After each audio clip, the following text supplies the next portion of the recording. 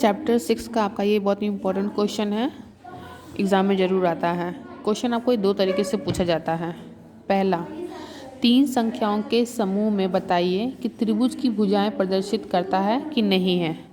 दूसरा, 3 संख्याओं के समूह को बताइए समकोण त्रिभुज की भुजाएं प्रदर्शित करता है कि नहीं। तो क्वेश्चन के आधार पर दोनों क्वेश्चन का जो सॉल्यूशन है वो अलग अलग है, लेकिन क्वेश्चन देखने में दोनों सेम लगता है। ठीक है, तो पहले हम पहला क्वेश्चन सॉल्व करते हैं कि त्रिभुज की भुजाओं को प्रदर्शित करता है कि नहीं करता है। ठीक है, तो उसके लिए हमें क्या करना पड़ेगा, 2 भुजाएं जो होती है वो तीसरी भुजा से हमेशा बड़ी आनी चाहिए, यानी 3 + 4 इज़ ग्रेटर देन 5 आना चाहिए। अगर बड़ा है तो ठीक है, 4 5 6 7 बड़ा है, यानी ये सही है। नेक्स्ट, 3 + 5 इज़ ग्रेटर देन 4, यानी तीसरी भुजा से बड़ी आनी चाहिए। तो 5 6 7 8 4 से बड़ा है, यानी ये भी सही है। नेक्स्ट फिर देखते हैं, 5 + 4 इज़ ग्रेटर देन 3, ये भी सही है, यानी ये त्रिभुज की भुजा है।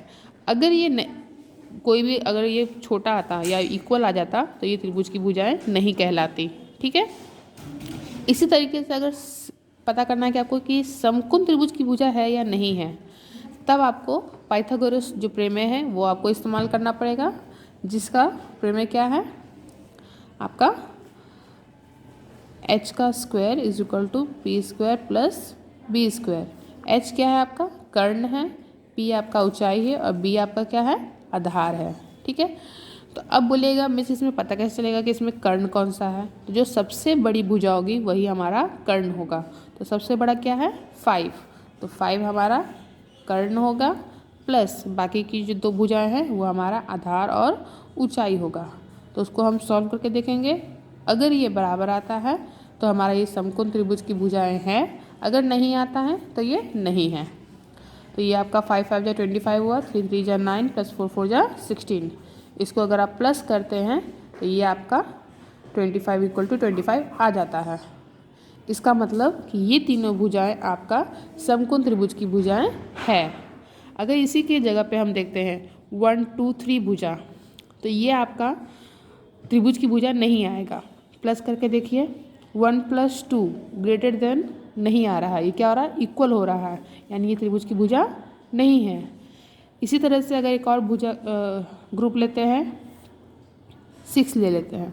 अगर हम सॉल्व करते हैं और पता करते हैं कि समकोण त्रिभुज की भुजा है या नहीं है, तो ये भी अनइक्वल आएगा, क्योंकि यहाँ पे 6 का स्क्वायर लेंगे। फिर ये अगर सॉल्व करते हैं तो यहाँ 36 आएगा, जो कि अनइक्वल टू 25 आएगा, तो वो भी नहीं रहेगा।